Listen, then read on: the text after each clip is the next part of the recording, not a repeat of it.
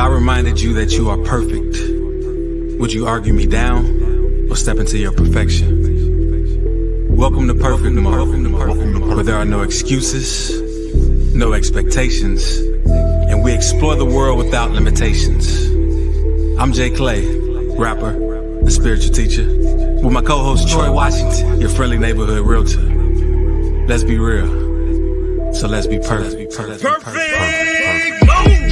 Everything, anything, anything, perfect. Everything, anything, anything, perfect mode. Everything, anything, anything, perfect mode. Everything, anything, anything, perfect mode. Perfect mode, perfect mode, perfect mode, perfect mode, perfect mode, perfect mode, perfect mode. Everything, anything, anything, perfect mode, perfect mode. Everything, anything, anything, perfect mode.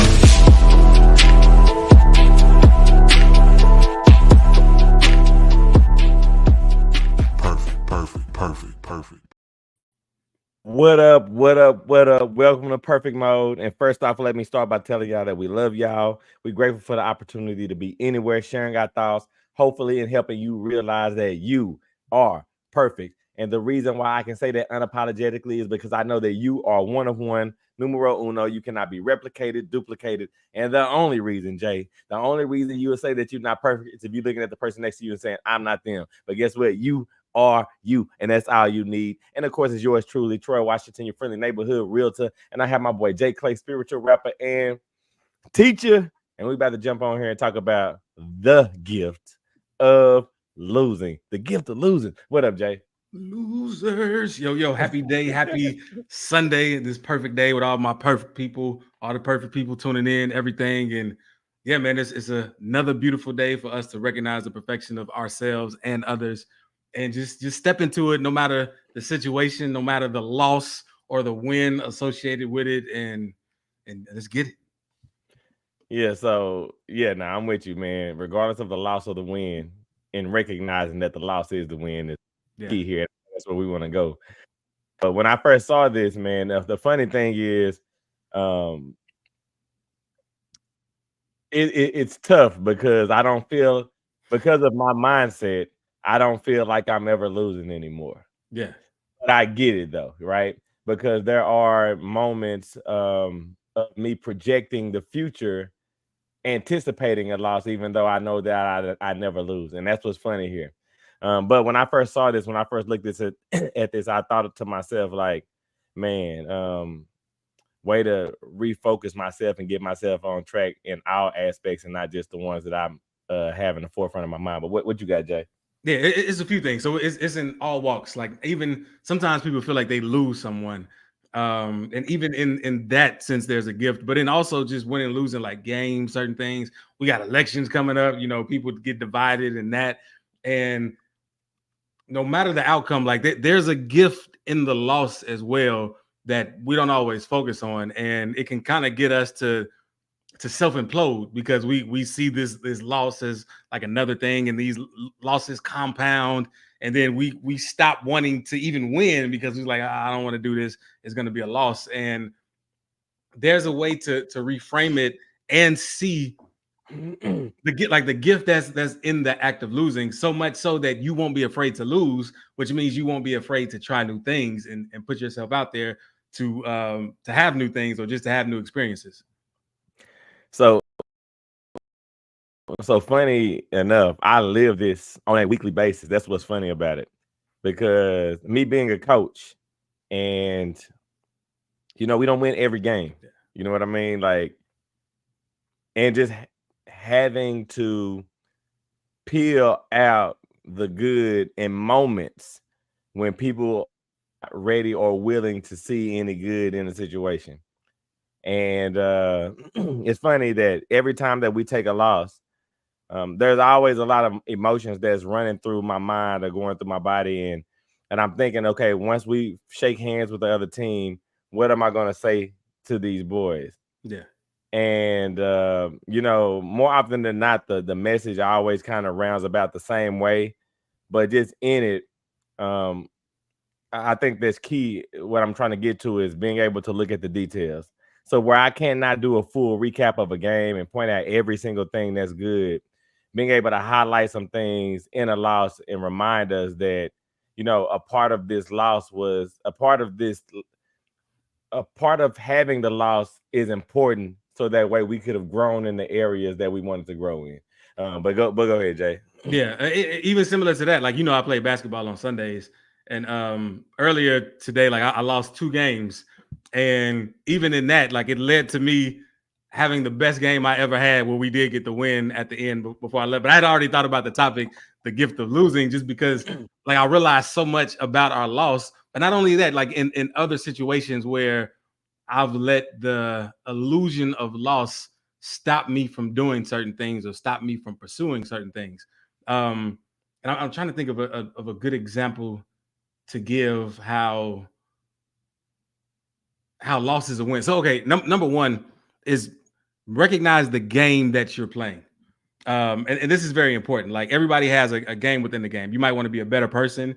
You might want to be more forgiving, be more cheerful, be more wealthy, be more fit, have more friends. Like, whatever your game is, keep that in mind. So like, you might take an act to move toward that game. You might say, all right, I'm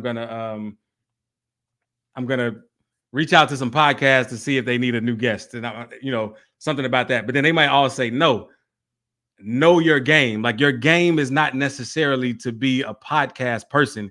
Your game is to be whatever's below that led you to even try to be on someone's podcast. I know that's just a mild example, but it's so important to always keep in mind, like, your purpose that you're going for in any action, because it shapes the actions that you take.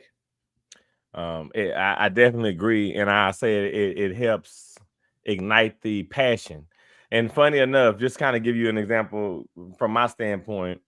I coach, you know, my older kids, but I'm talking about my small kids. So that means I have a 6-year-old, but he's playing up right now. He's playing with 7 and 8-year-olds. Now, mind you, we just came out of a soccer season where we did not lose a game. We beat everybody there. Simultaneously, we had 2 basketball seasons, one at Fieldhouse and one at the YMCA, in which we won every single game. We didn't lose any game in basketball or soccer for 2.5, 3 months. And so all of these kids, we try to keep together, so that way, whenever the season comes back, we kind of have some kind of continuity. So we all said, let's go ahead and play football. So we got our whole basketball team out, and we're playing up again. We're playing 7 and 8 years because we're trying to introduce our kids to the speed of the kids that's older than them. And so we played our first football game this weekend, and we lost. And, you know, I just use my kid as an example. He was devastated. Like, he was just like, he does not like to lose because he don't feel that often, right? Now, the funny part is, lost right when it happened, when we were having to walk across the field to shake the other kids' hands, because I was so I was able to, I guess, receive the loss in a way that was beneficial. And the reason why I say that is because I immediately start thinking of things to do in our next game. I immediately start thinking of plays to run, or I see older kids are able to do this, so maybe these younger kids can do this if we just introduce it to them now. But even so much so, before I could get out the parking lot, the other coach was texting me like, hey, Troy, I got these ideas, and I got this, and I got this. And then a parent texted me later and was like, man, Troy, man, I don't want to step on their toes, but hey, I got this.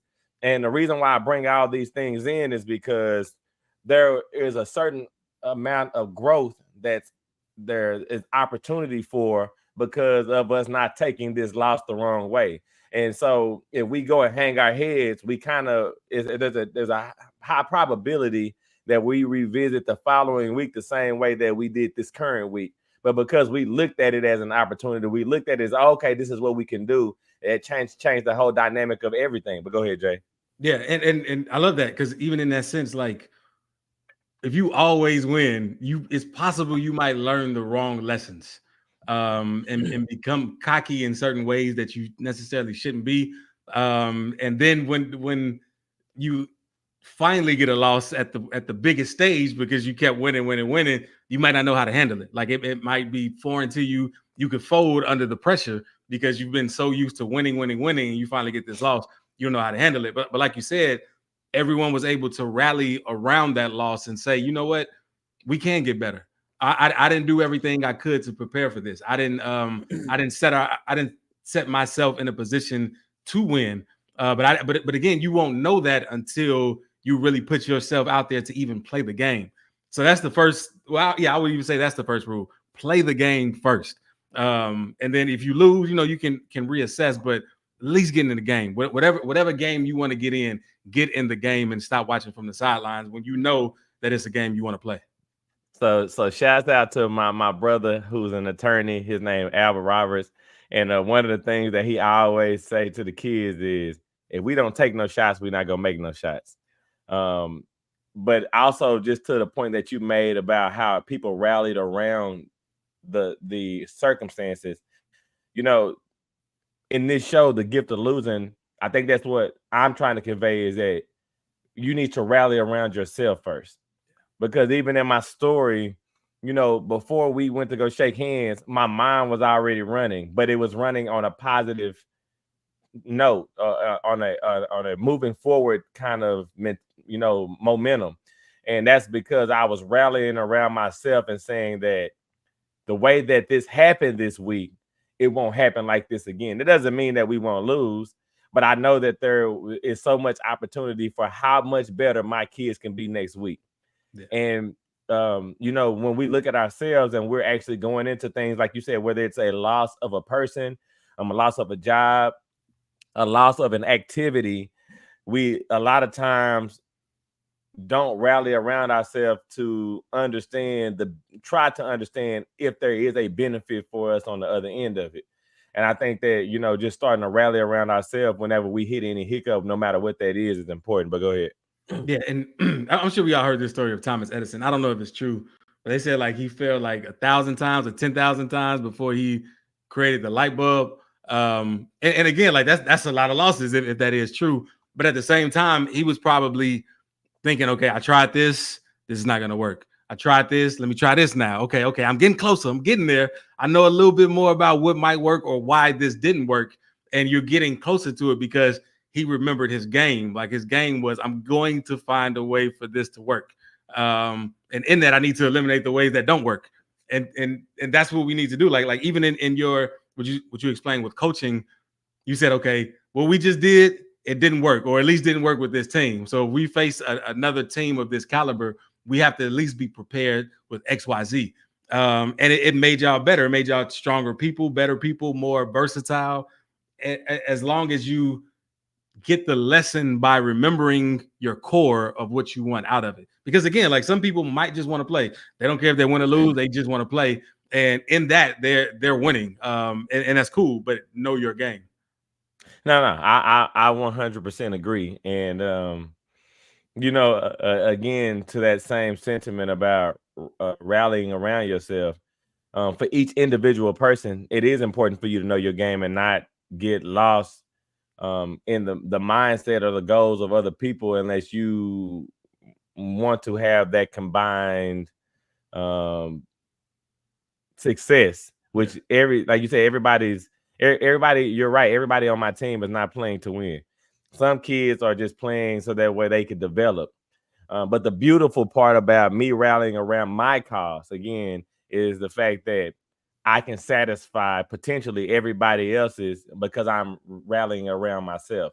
And, it's one of those things where they say a rising tide, what they say, lifts all boats. Or, if you go up, if you're understanding what the benefit is in any situation for you, it's also it's beneficial to everybody else that's associated with you, because you become a better person. And I think that's ideal here. But go ahead, Jay. Yeah, and there is a fascination of winning over losing, because like in certain instances we exalt the winners when really, like, in competition it's one winner to like hundreds of losers or something like that. But again, they're not losers, because unless they just quit and say I'm never going to do this again, and then they accept defeat. But each of them, they develop their game more or develop themselves more so that they can reach that spot.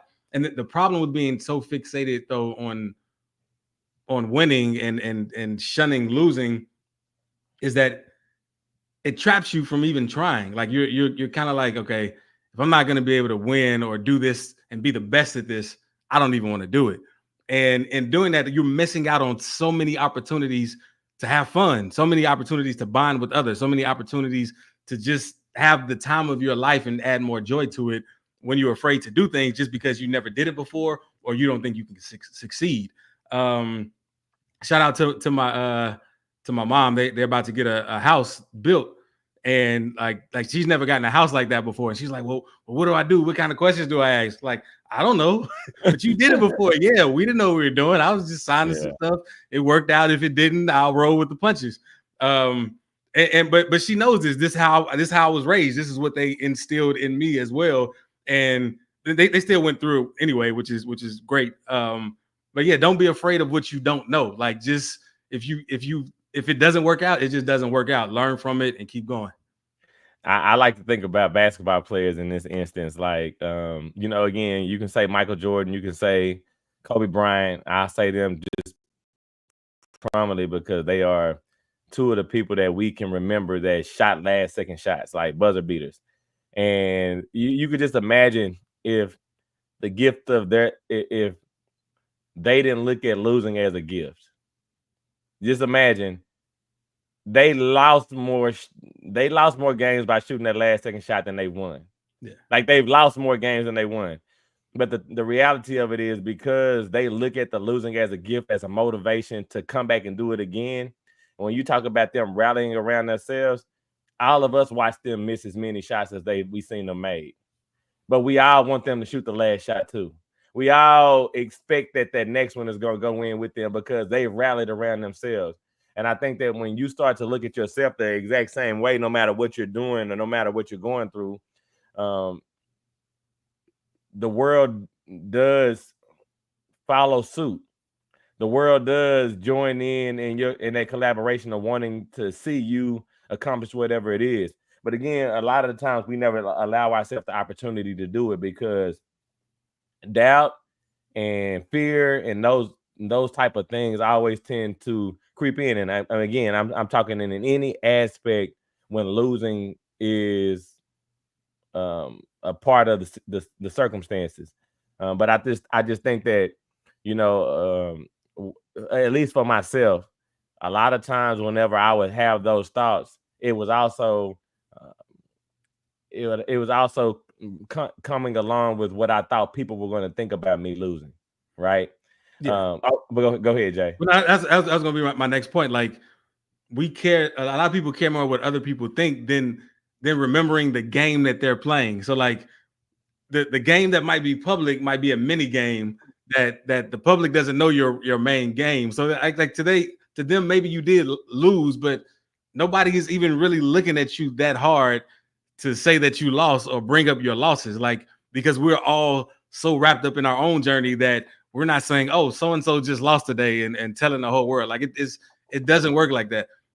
Because again, we are too wrapped in our own egos and our own games that we want to play, but we're so wrapped up in our ego, we think that everyone else is thinking about us, and that's not the case at all. I mean, of course, your loved ones have you in mind, but no one is just 24/7. Oh, let me think what Troy would be doing in this particular situation every day. Like, nah. Right. And I would go as far to say is that people are looking at you for what you're willing to show. And the reality of it is that when you lose, you choose not to show certain things. And so if you feel like people are judging the circumstances, it's only because you're portraying the circumstances in such a way.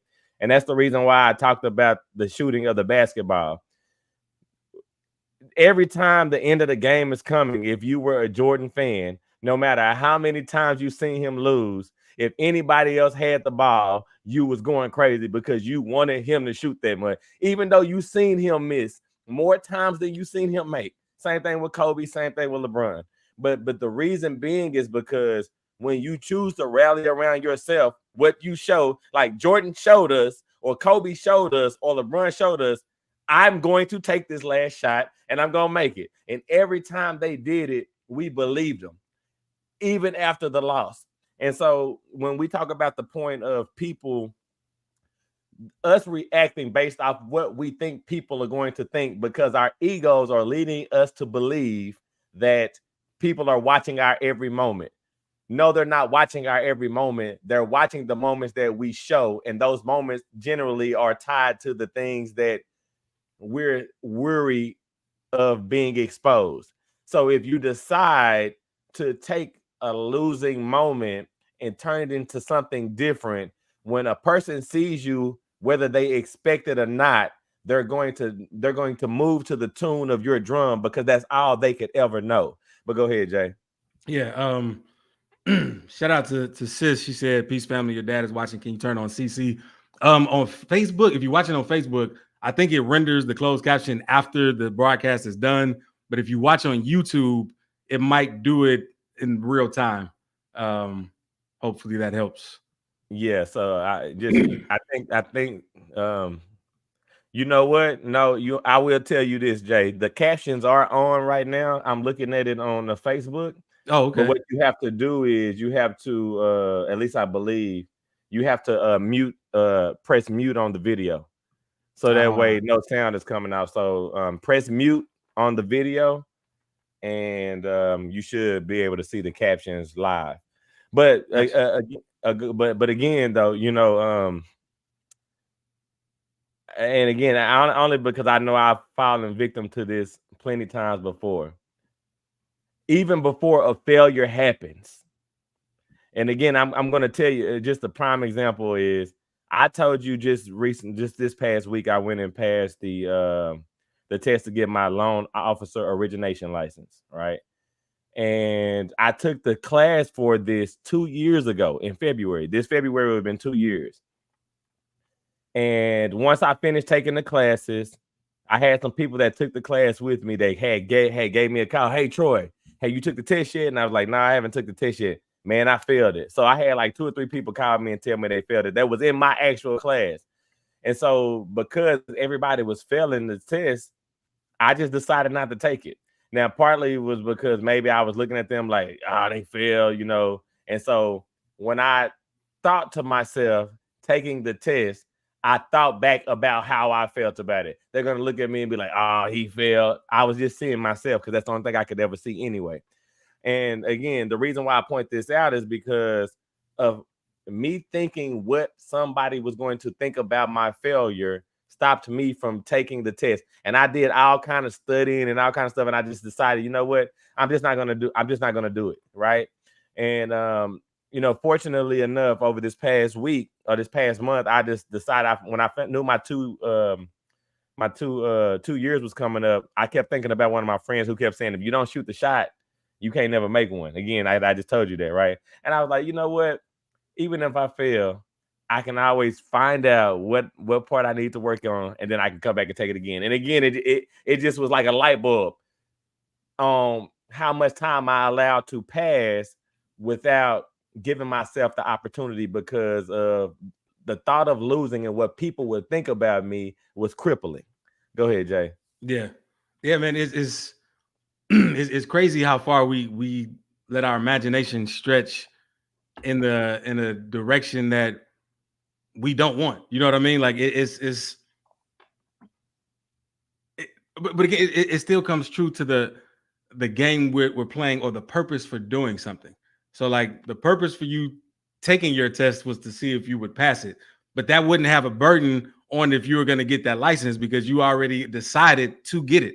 So like the mini game within the game, the outcome doesn't matter. Like you said, you have to take the shot to at least put yourself in that situation to make it happen.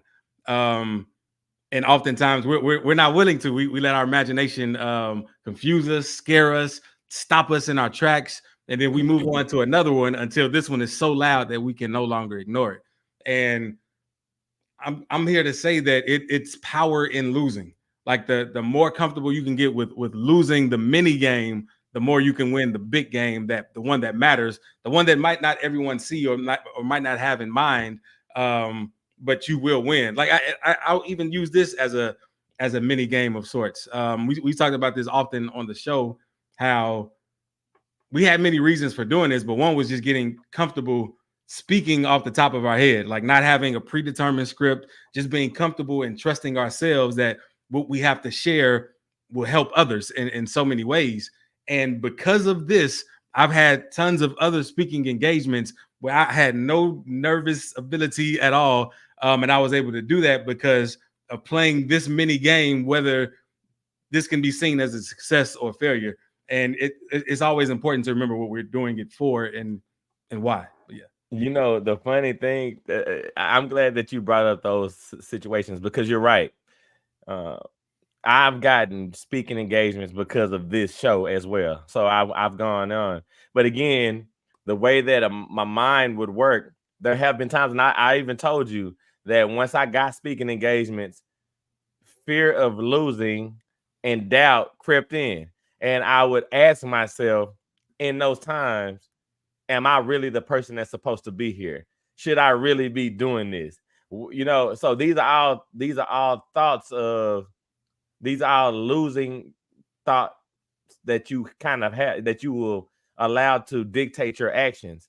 And funny enough, just because of the shouts out to Brian, just because of being willing to overcome the bravery, me being able to just go and stand in front of these people in these places and actually, you know, speak.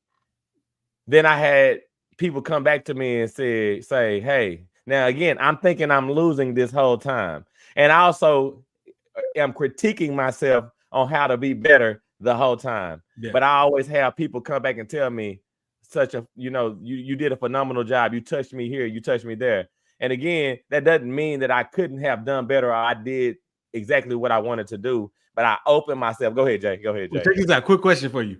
What if somebody would have said, you don't belong here, Troy? What are you doing? You don't belong here. What would you have thought or even said? If somebody had told me that, I know I would have been like, yes, I do, fam. I know I would have made it my heartbeat to come back harder. It would have just had to happen just because. Yes, I know why you asked me that. Right, exactly. And that's the crazy part. Like, we'll stop ourselves. We'll make ourselves think we don't belong. But let somebody tell us we don't belong. Oh, I'm gonna show you I belong. I'm gonna show you I'm the best one here, and there's nothing you can do about it. But we won't give ourselves that confidence. We have to wait for somebody else to tell us that they don't have confidence in us, and it's so crazy. But go ahead. No. The funny part is, imagine if somebody calls you a loser.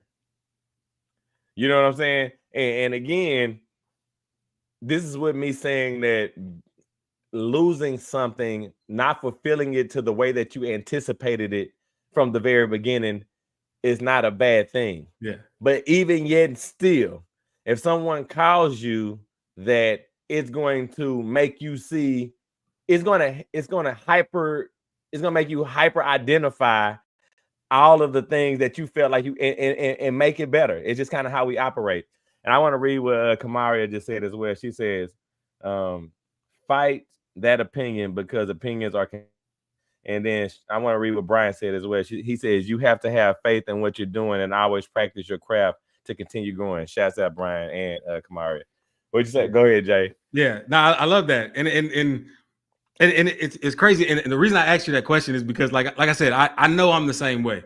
And I'm sure we all are the same way. Like if someone challenges us in something that we know we're great in, it's gonna ooze out of us. We're gonna know we're there. But if we're just by ourselves, doubting ourselves, why? You know what I mean? Like what's the psychology of that? And it might not even be important to answer. The important thing is to know that you do what you do because this is what you do, because this is what you have a passion for, enthusiasm for. And even the fact that you have enthusiasm for it and you're doing it, you're experiencing it, whether you win or lose, it's always a win because you're doing what you love. You're letting your heart be the guide and you get to fill into that space. Even my first time performing live, it was terrible from like a performance standpoint, but I felt alive. I was like, man, I never did anything like that before. I never saw myself doing anything like that before. And in that sense, it was a win, even though if I look at it now, it's like, oh, that was a loss. But yeah, go ahead. So I'll say this to everybody that's listening, and I'm talking to myself, I'm talking to you. Something that I had been plagued by for a long time, and again, this is tied to the thought process of losing was only being good as far as the things and people you can see. And so what I mean by that is that as long as I was performing up to the level of what I felt like everybody around me was, then I was okay. And the reason why I would not jump out and go and say I was going to be Bill Gates is because of a fear of losing, fear of not being able to accomplish, whatever this high goal is, right? And again, I think about my son as an example too, right? He, for a long time, would not go out and practice more. And the reason why he wouldn't practice more is because everybody that he was around, he felt like he was better than hoop wise, right? Like, I don't got to go harder because I'm already going harder than everybody around me. And so the one thing that I would always tell him is, I want you to go harder than anybody. You can go harder than LeBron right now. And, his mindset is, no, I can't go harder than LeBron right now. If I go against LeBron, I'm going to lose. And I would tell him, well, yeah, you are going to lose because you feel like that, right? I mean, it's just kind of how it goes. But again, bringing the point back to me is a lot of times we will not shoot for the stars. We'll say, you know what? I'm successful and I'm winning where I'm at. So now I don't need to go out and try to reach a stretch goal because I don't want to lose. I don't want to set myself back, even though you're setting yourself ahead. Go ahead, Jay. Yeah.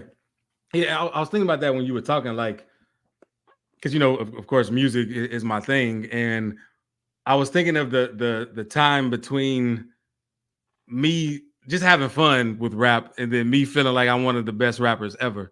And it was a lot of work that went into that, but nowhere along the lines did I see it as work. It was like the next thing in line to do. Like, okay, I figured these might be the best lyricists.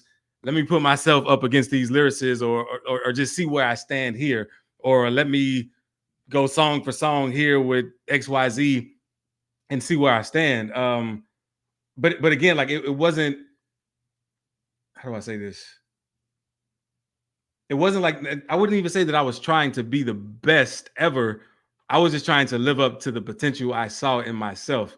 And I will say that there's something about doing that, because I've done both. Like I've done certain things well enough for those around me, but the difference was I didn't really care about those things. Like it wasn't my love. I didn't have enthusiasm for it. I wasn't always searching for new ways to do this or do that. But with music, I was always searching for new ways. Like, ooh, okay, I already did a song like this. I don't want to do a song like this anymore. What if I change this up? Or what if I put this element here? And all of those mini games, allowing myself to lose at those things that I never done before, have all led to me being able to have the confidence to say, I can make a song about anything in any genre, blah, blah, blah. Whether I can or can't, I have that confidence based on the amount of games I played to allow myself to lose in order so that I could win the big game. So what's funny about this thought process, and again, same way I have too, and I think this is kind of general for everybody, but I also challenge everybody to the thought of, I believe that everybody, and no matter what it is that they're going to do, have a split thought of being the best at that, no matter what it is, at some point. Yeah. So like at some point, whether you want to achieve being the best rapper, when you first start doing it, you never think of yourself as a you be like, it's like we have this thought, okay, I want to accomplish this goal and I'm going to do this with it. And it's generally grand. And then once that energy dissipates, then we place ourselves where we feel like we belong in any given thing. So like, somebody can say, I want to be a rapper. You get what I'm saying? And when you first start thinking about rapping, you don't have any limitations to your thoughts. I guess I should say it like that. It's like, it's automatically assumed I'm going to be the best. I don't have to say I'm better than anybody. It's just that since I'm doing this, nobody's going to be better than me. And then when I start hearing rappers or I start being witness to accomplishments, I say, well, maybe I won't do these accomplishments, but I can do this.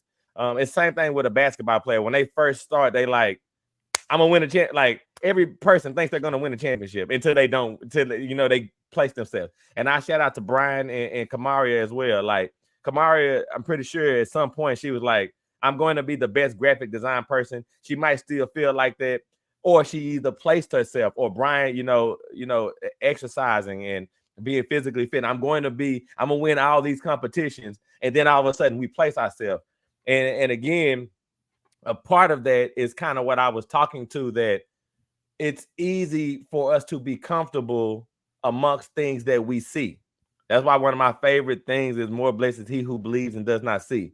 Because the reason why we don't want to see outside of what's comfortable is because failure starts to, or losing starts to, rear his head and say, well, if you go this far, just know this is what's going to happen. And I love the fact that you thought, your thought process of it's not really work when you're doing what you love to do. And that's the thing that I will remind everybody, is to remove those hurdles and just think about the love for it. Because I think that Jordan loved basketball so much that it didn't matter if he missed every shot, he's still going to try to take the last one, no matter what. He never had to see one go through. But go ahead, Jay. Yeah, and I want to switch gears a little bit, talking about different kinds of loss. So one thing to remember, that nothing that is truly yours can never be lost. So if somebody steals something from you, don't worry about it. It wasn't meant for you to have right now. You have more greater things. The things that are greatest within you can never be lost. For instance, like the more love you give, the more love you have to give, because you're filling the world around you with more love and it's reflecting back to you. So it's like we sometimes think giving things away is a loss. It's never a loss. Like you are adding to your storehouses of those things that aren't finite. You're adding to the infinite. And if you remember that, like it definitely take you far. Even in terms, sometimes, when a loved one journeys on to that next transition where they shed their earthly limitations, we might think of that as a loss, but it's not, because now these loved ones can help you in so many more ways. They're no longer limited by the physical. And if you believe that they are, you will kind of cut yourself from them and all the gifts that they offer as well. So it's important to see that, like, even that is not a loss, or you could just say there's a gift in it, because it can lead to more and more clarity. And you even seeing that you, even without them, you're still you're still here, you're still able to succeed. And you might have gave some of that power to these other people that they didn't never need the power anyway, because it was all you, if I'm making sense. No, I again, a part of what you're saying to me is that you have to recognize the loss as a gift in order for you to draw what you were supposed to draw from it. Yeah. And I'm finna put my dad, because I know my dad is on. Like, I did not grow up with my dad, right? But the funny part is, just on our show alone, how many times have myself or you spoke something that my dad has said, or pulled from something that my dad has shown? And the reason why I point that out is because for each one of us, we try to define what that gift, or how long that gift, or what that gift is supposed to look like. But you can't quantify it like that. The reality of it is, you have to understand that in any given moment, that opportunity is there, just depending on how you're looking at the situation.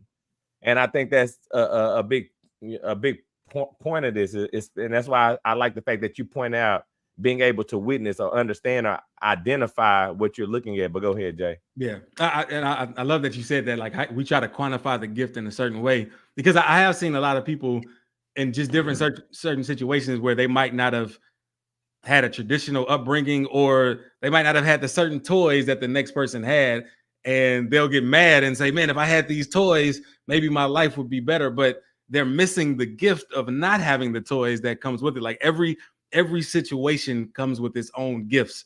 If you would but look at it, no matter if you grew up in what society deems the best environment or the worst environment, like, it's so much to be learned on both ends. And it's important that you look for the lesson. If you look for the lesson, you're going to find it. If you look for the wrongdoing, you're going to find it. So it's all about what you're looking for, about which predicates what you receive. you know, just to kind of tell you, I've been subbing, going to do substitute teaching whenever I have nothing going on, right? Yeah. And funny, one of the kids this past week, they had a toy. They brought a toy to school, which they shouldn't have brought a toy to school. And during recess, they were fighting over this toy. Him, and some other kids. And they took the toy from him, whatever, right? So I go and I take the toy from all the kids, right? And so the one kid whose toy it is just furious. He just mad in the mud, like, I want my toy. He not trying to hear nothing nobody talking about. And so I was like, yeah, no, I'm not gonna be able to give you this toy, man. I'm gonna have to take this to the principal. I'm not gonna give you this toy, right? Now again, I'm processing this all as it's happening, trying to figure out what is the right the best way to move, because again, unique situation, never had it before. So this kid goes to the end of the field and he sits up against the gate by himself. Recess is over, he's not gonna come in. And the teacher comes up to me and she was like, another teacher came up to me and she was like, hey, so yeah, he has emotional problems, and we generally just give him the toy and then just let him, do what he want to do. And I was like, well, I'm not gonna be able to just give this kid the toy. He was fighting over this money, and so I took a second, and nobody's gonna mess with him too because they scared of him. So I took a second and I was like, how can I handle this? Now again, I didn't want to give in because me, I identified this as a loss. If I give in to this kid, I'm going to lose. But then I thought to myself, well, if I lose, what opportunity is there for me to help this kid grow? So what I ended up doing was I said, you know what? I went to the fence and I walked down and I told him stand up. I was like, stand up and stop crying, man. I said, this is your toy? He said, yeah. I said, you want your toy back? He said, yeah. I said, this is what I'm going to do. I'm going to give you this toy. I want you to put this toy in your pocket, and I don't want you to pull this toy out anymore at school today. And I don't want to see it until school is over with. So then, cool. He put it in his pocket. He stopped crying. He go to class. And then, now mind you, this is a kid that's not wanting to listen to anybody. And again, I could have felt like I had to give in because of whatever the case be, right? And so when his class was over, he came to me and said, Mr. Washington, I'm going to be much better for you next time. So I was like, okay, cool. So the next day when I showed up to the school, he had his toy that they let him bring, but he put his toy in his pocket. And he said, I'm going to keep this in my pocket all day. And he was just a good kid for the rest of the day. Now, again, if I don't want to lose, then I'm not looking at the possibility of what can happen then. I was going to fight him for the next 2 days, straight up. But go ahead, Jay. Nah, that's tight. I mean, like you showed them respect, you showed them love. You know what I mean? Which all anybody ever wants. And I know sometimes dealing with being a kid, adults will talk down to you like you don't understand things. I hated that as a kid, but it's another thing. But that's cool that you talk to them like a real person. You know what I mean? And not at them. Yeah, that's dope. That you found the common ground. You found the win in it. Like I don't think you lost at all. I don't think you gave in at all.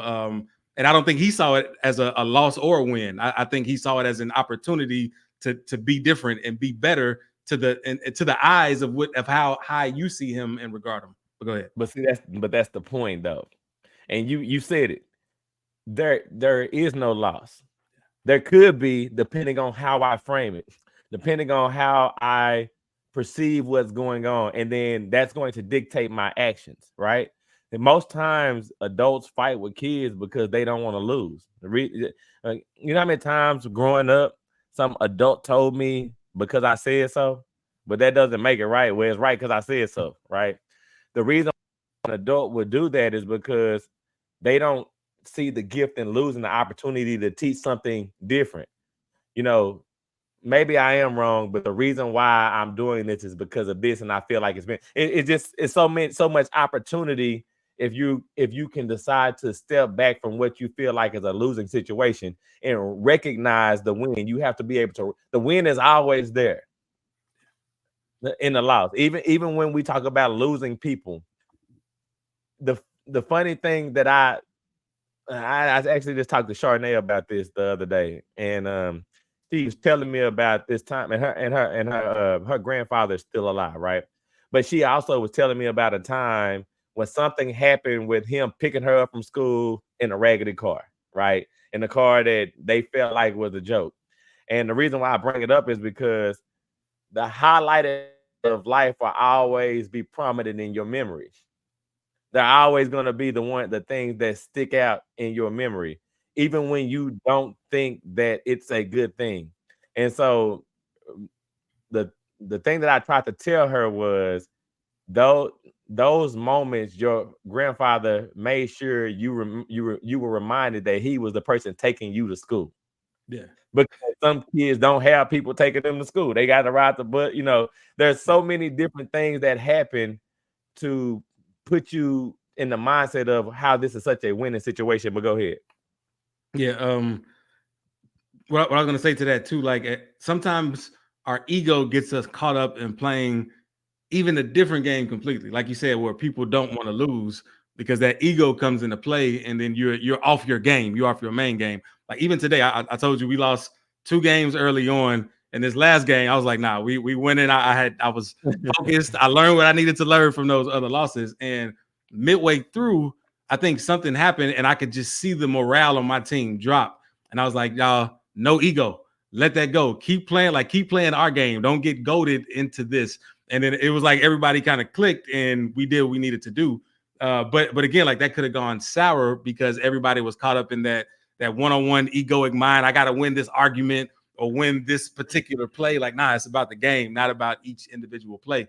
I mean, those add up, of course, but it's important to know your game that you're playing and why, and don't veer off of it. Don't let your ego have you playing a game that you never ever intended to play, because that's when everybody loses, when your ego gets too involved. It's funny. And again, I should have said this earlier, but I just thought about it.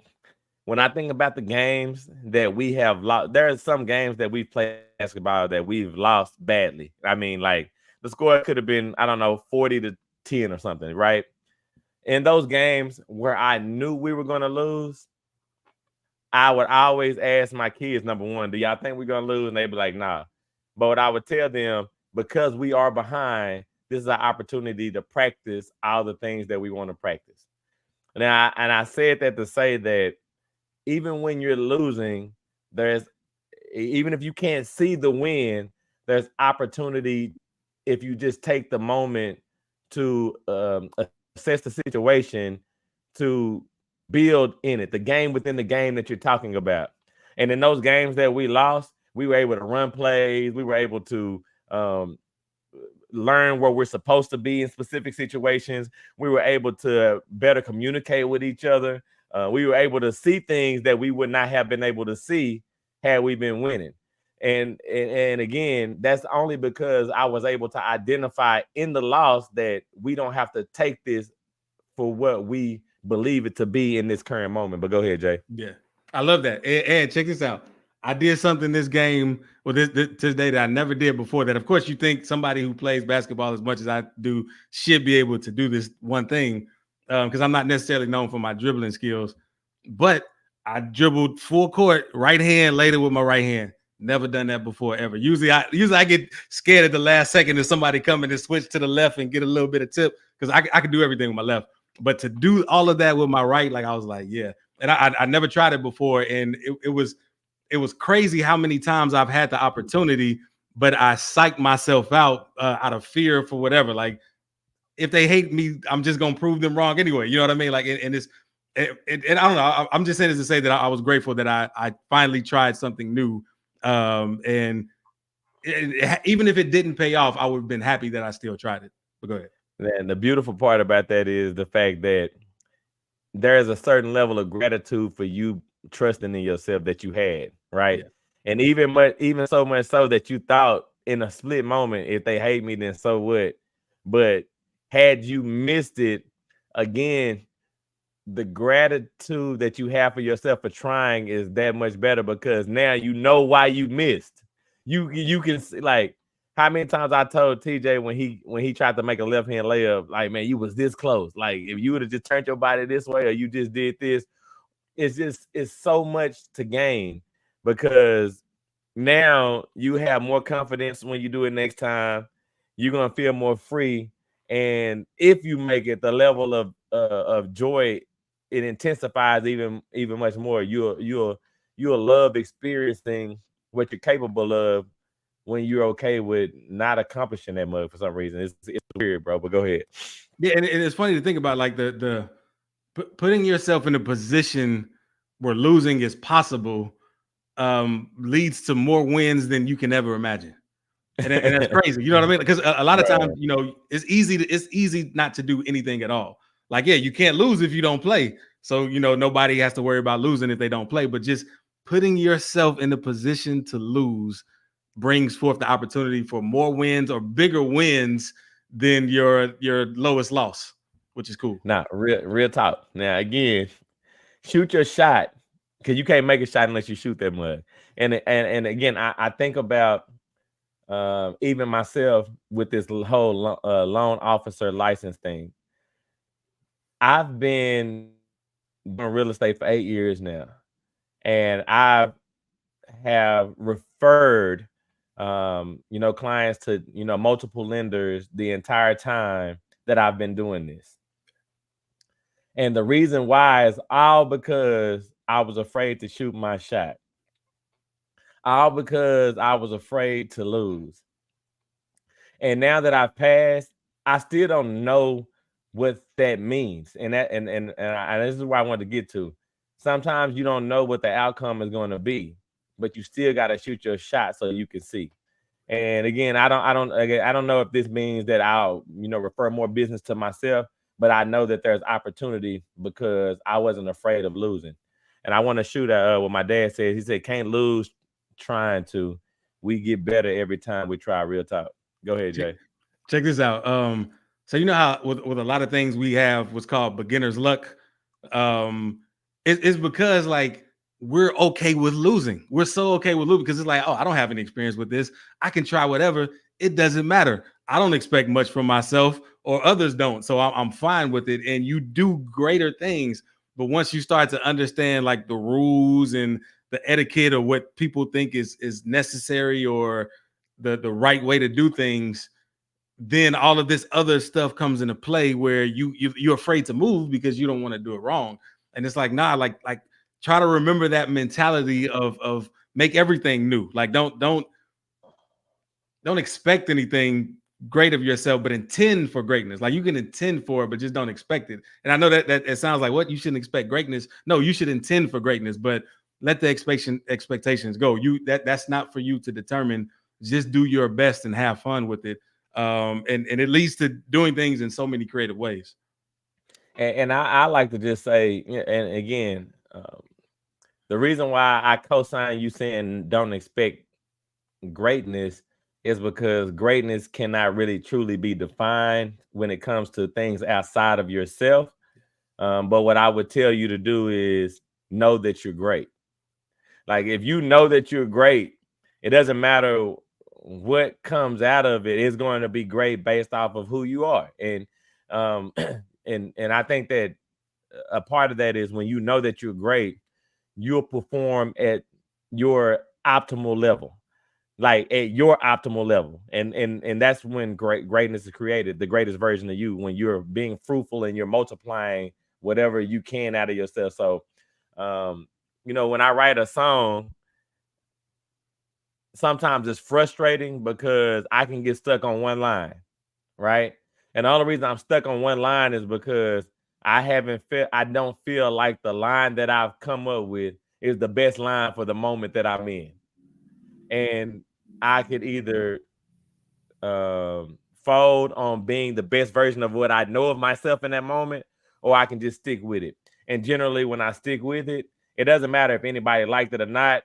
I always get to walk away and be like, man, I went hard on that. And there's no better feeling. Again, you can't tell me I lost when I know that I gained, because I gave everything that I had. But go ahead, Jay. Yeah, and sometimes in the reverse, like, I've had that happen as well, where I'm stuck on a line, but I'm also afraid to just let that line go completely and come up with a new rhyming line, because my ego is getting in there like, nah, you can't do that. You wrote this. This is yours. You have to keep it. You have to find a way. But when I let that go, like, you know what, forget this line or even verse, I come up with something much better because I wasn't necessarily forcing myself in a certain realm. So it can work on both ends, but again, know the game that you're playing and the reason you're doing it. And Kamaria said, greatness is great plus business. Stay on the job. The yes, reward is measured by your effort. Yes, yep. I can't argue with that. And I was listening to I think I just sent it to you. We'll talk about that next time. It okay. was I don't want to get because it's just too much. Okay, but Yeah. for sure. But when your mind start running, it start running. So to that point, I'll say this. For myself, what I plan on doing this week is looking at every situation. Just like I looked at our football game this weekend. Just like if something that was expected that I wanted to get done, just reminding myself that regardless of the outcome that I believe is going to happen, just to follow through, because following through will always show me the truth. And my dad said, I remember making you drive from Colorado. I didn't think you could do it. I knew you could. I put my life on it. Yeah, he straight went to sleep on me too, though. That's my But no, but again, like that real talk. stuff, like seeing stuff like that, or people putting us in an opportunity to do something greater than we thought, like it leads to us, because we don't want to disappoint them, and of course we don't want to disappoint ourselves, and it does make a big difference, like what you did with the student to the other day in class. Like, you gave him an opportunity to step to the level of greatness that you hold him to, and he did it. Yep. And it's funny. I shout my dad out on this too, just to that point that I didn't have any expectation at that moment either. You know what I'm saying? I didn't know that there was even a possibility for loss, because uh, um, he didn't allow that to be part of the environment that we were in at the moment. Like, it was no, be careful, or and again, I'm not telling you not to, have that kind of mentality, but it was just like, you finna drive, follow these signs, and wake me up when we get to this point. And it was just that simple. Yeah. And so if there couldn't be any level of doubt that I had in myself, even though there could have been possibility for loss, but just knowing that if there was some kind of loss, if I went the wrong direction, well, next time I know the right direction. If I was to have an accident, well, next time I know how not to have an accident. Of course, nobody wants to have an accident. You can have an accident and know everything. But just understanding that there's way more for me to gain in this moment by just allowing me to have a free mind about it was important. But go ahead, Jay. Real quick before we wrap up, I was thinking more about, like, if somebody challenges you and say, like, you don't belong here, whatever, how you show them. Like, I've had people on the court say to me, you got to make them shots. I'm like, I'm trying to make it, right. Like, it was just one of them things that, like, why would you say that? Of course I'm gonna make the shot. I've learned something from it. I'm already playing my game. You worry about your game. I worry about my game. But that's just the And ego, but in the sense of winning. But go ahead. now to that point though, I'm gonna say this and then I'm gonna go ahead and wrap us up out of here. I was at a business meeting one day, bro, and I was there via my business partner. Took me to some builders to talk to them, and the builder told me in that moment, the reason I'm here is because of her. And I thought to myself in that moment, the reason why I'm here is because of me. And the reason why I say that is because it doesn't matter how you perceive it. The reason why you're anywhere you're supposed to be is because of you and your perception and the way you perceive things. So it's okay to lose as long as you understand that you losing had its purpose. And if you can recognize that, then there's always somewhere to go. And I just tell everybody, we're grateful for y'all joining us today. Without y'all, we wouldn't be here. We'd definitely be doing something, but we wouldn't be being here. And we hope that we help you realize your perfection, because y'all help us to do the same with anytime y'all come, and y'all help us see a different perspective and also dig deeper to see who we are. And Jay, you can go ahead and take us out, man. Yeah, same thing. Appreciate y'all rocking with us this episode. Everybody that commented, joined us, watching, all of that. If you want to support Perfect Mode, check out our Patreon and enter a donation. We appreciate it. And yeah, just remember, you're a perfect creation. made by a perfect creator. So you might as well accept your perfection and enter perfect mode. Yeah. If I reminded you that you are perfect, would you argue me down or step into your perfection? Welcome to perfect mode, where there are no excuses, no expectations, and we explore the world without limitations. I'm JClay, rapper, the spiritual teacher, with my co-host Troy Washington, your friendly neighborhood realtor. Let's be real, so let's be perfect. Perfect. Everything, anything.